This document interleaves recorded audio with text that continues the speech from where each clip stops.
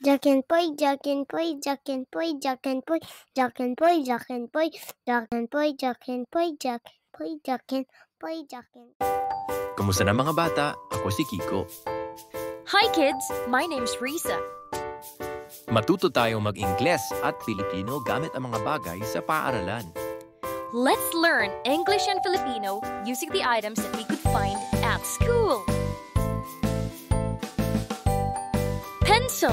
We use a pencil for writing or drawing on paper. Lapis. Ginagamit natin ang lapis sa pagsusulat o pagguhit sa papel. Pambura. Ginagamit natin ang pambura para burahin ang mga marka ng lapis sa papel. Eraser. An eraser is used to remove pencil marks from paper. Panukat. Ito ay ginagamit para magguhit ng tuwid na linya o sukatin ang mga bagay. Ruler. A ruler is used to design straight lines and measure objects. Notebook. This is where we write our notes, assignments, and ideas. Kwaderno. Dito natin sinusulat ang ating mga tala, assignment, at ideya. Bag. Ang bag ay ginagamit para ilagay at bitbitin ang mga aklat at gamit sa paaralan.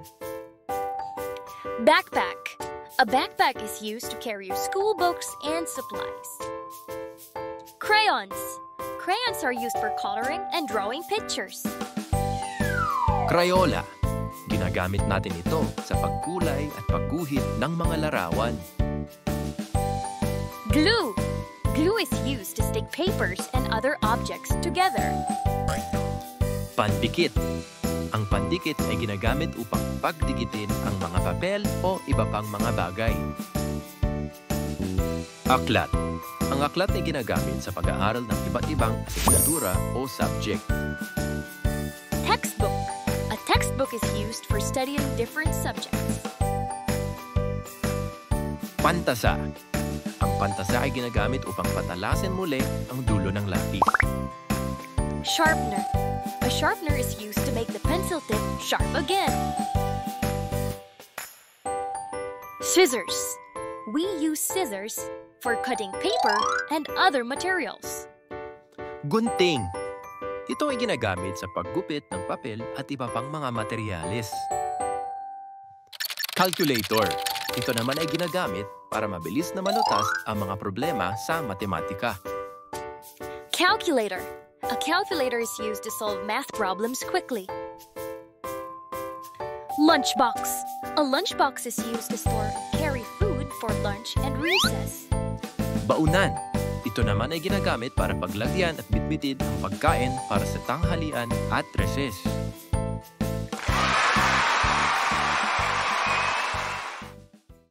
Ngayon mga bata, maglaro tayo. Ipapakita ko sa iyo ang isang larawan at meron kang ilang segundo upang hulaan kung ano ito. Handa ka na ba? Now kids, let's play a game. I'm gonna show you a picture and you have a few seconds to let me know what it is. Ready? Subukan din natin sabihin ang salita sa parehong Filipino at Ingles. Halimbawa, kung ang larawan ay isang mansanas, maaari mong sabihin mansanas at apple. Alam mo ba kung ano ang tawag sa bagay na to? Do you know what this thing is called?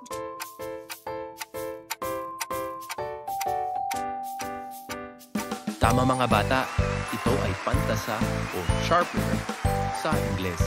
Ginagamit natin to para patalasin muli ang dulo ng ating mga lapis. Tingnan mo naman tong larawan na to. Ano to? And this? Do you remember this?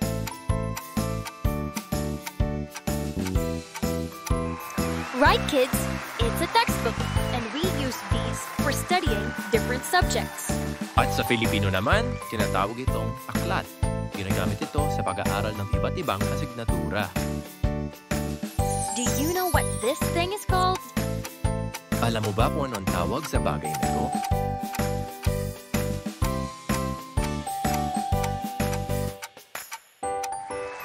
Tama kayo. Ang tawag dito ay pandikit at ginagamit ito para pagdikitin ang mga papel at ibang mga bagay. And in English, we call it glue. It's used to stick paper and objects together. Ito naman, naaalala mo pa ba ito? And what is this thing called?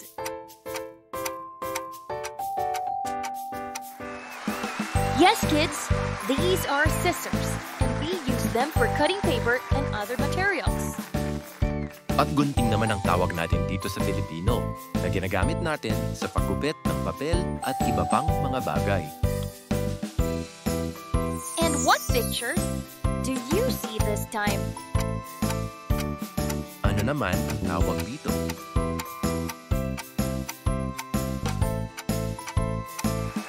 Yes, you're right.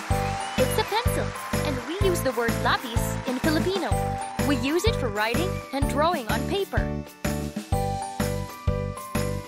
And this?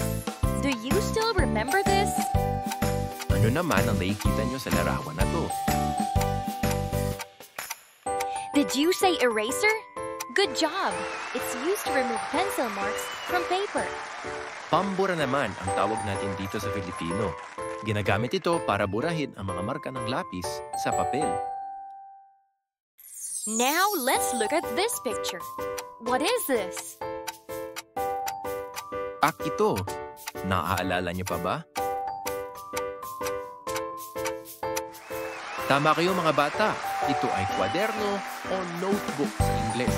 At dito natin isinusulat ang ating mga tala, assignment at mga ideya. Ano ang tawag dito? What is this thing called?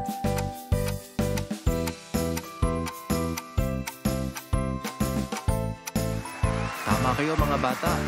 Ito ay panukat na ginagamit natin para magguhit ng tuwid na linya at sukatin ang mga bagay. Yes, kids, you're right. A ruler is used to draw straight lines and measure objects. Naaalala niyo pa ba kung ano ang tawag dito? Do you still remember what this thing is called? You're right, kids. It's a bag or backpack. We use it to carry school books and supplies.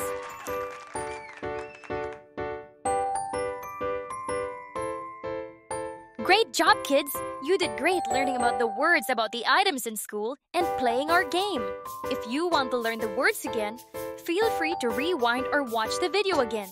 Keep practicing, and you'll get even better. See you next time! Ang gagaling niyo mga bata. Ang dali ninyong natutunan yung mga salita sa ating paaralan at sa paglaro ng ating game. Kung gusto niyo pang balikan o ulitin ang mga salita, pwede nyo namang i-rewind o panoorin uli ang video. Patuloy lang sa pag-practice at lalo kayong gagaling. Kita-kits uli! Paalam!